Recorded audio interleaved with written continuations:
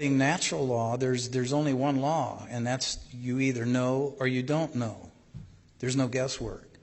It's like you know when you're hungry, you know when you want to sleep, you know when you want to go to the restroom. These are knowing. These are all natural knowingness. It has a great deal of difference from the synthetic or invented system of guesswork, of belief, if you will. You can believe this, but somebody can come along and get you to disbelieve it, and vice versa. So you go around and around and around all your life sometimes for some people and never seem to get anywhere until you stand up and look into natural law, which is either you know or you don't know. And if you don't know, then you proceed along a line that's comfortable for you. You proceed into the subject matter that you're studying, and you don't give up until you know what it is. There's no more guesswork. And you don't have to try to do this, because if you're following natural law, it will come to you. All you have to do is start it. The first step is just, I want to learn this, I want to know this. And just start it, and pretty soon it will start teaching you. This might look like a radio-controlled bee, but it's actually a bee with a little radar transponder on it, which means that we can track this bee as it flies around the field. And these little guys can carry 90% of their body weight in pollen, so it won't affect the way it flies. I was in physics class, and the teacher was saying, bumblebees can't fly. It's impossible. They can't, aerodynamically, they can't fly. And I was on the second floor of the classroom, and I looked out the window, and there was a big, beautiful bumblebee staring at me right in the eye. And he was standing there doing something that this guy said he couldn't do. First of all, the bees are flying much faster than predicted, an incredible 30 miles an hour, even when fully laden. The next surprise is where the bees go. They almost always overfly potentially decent food. And I was raised in the woods. I was raised in Northern California in a place called Paradise. One of the things that taught me natural law, the first thing that I can remember, was an anthill that we encountered. It was about 3 feet, maybe higher, 3.5 feet tall. And there was thousands and thousands of ants crawling around it. And I was curious. I've always been curious, so I wanted to see what they were doing, and I started poking them with a stick to see what they do.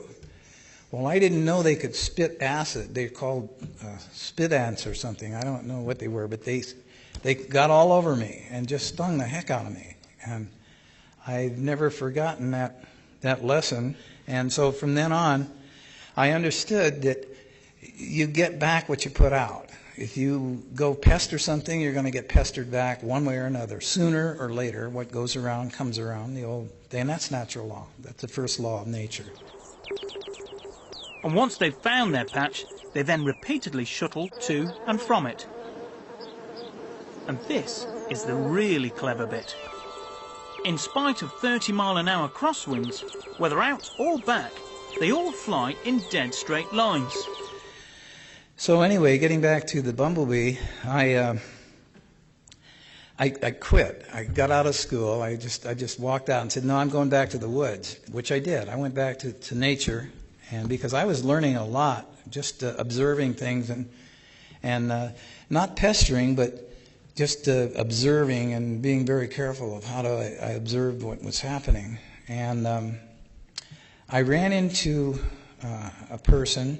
His name was Arthur Aho. What Aho explained to me was that, and he told me about the Heisenberg principle, that anything you look at, you are vibrating energy. You are radiating out of these eyes. You're radiating energy. You're a live being.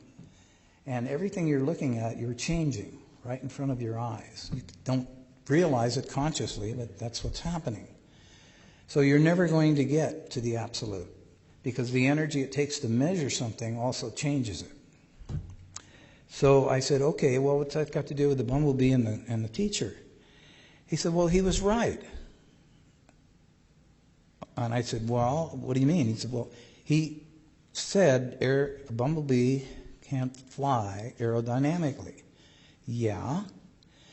And he's right. And I said, well, what did bumblebees do? And they said, well, they levitate. And I said, well, how's that? And he says, come on, I'll show you. And he showed me. He wrote a book, incidentally. I don't know if it's still in print. It's in the Library of Congress. The book is called Tomorrow's Energy Need Not Be Fuel. And in that book, he gave reference to what I'm talking about, that that of levitation, that the bumblebee, when he starts to beat his wings, when he starts to flap his wings, there's a little cavity, a hollow cavity next to the larynx inside his system that's hollow. And when he beats his wings, he starts to resonate this energy, and it goes back and forth, just similar to a guitar strumming on one side of the room and hitting the same chord on the other side of the room, or somebody hitting a high C and breaking a crystal. It's the same thing. It's resonance. And he said, what they do, they resonate. And when they resonate, they eventually reach the resonance of the field around them. And he explained it this way to me, that the earth was, of course, spinning, but it was operating on a frequency of 8.5 hertz per second or so forth. And he says, once this bumblebee hits that resonant frequency of its surroundings, it becomes a free agent. It creates a magnetic bubble around itself, and it can go anywhere it wants. And I said, well, that's not in any of the science books. He said, I know. You probably never see it there either, but that's what happens. They'll discover it someday and bring it out, but it's just we have a conventional way of doing things, and then we have a natural way of doing things, and they're totally different. They're diametrically opposed in many, many cases.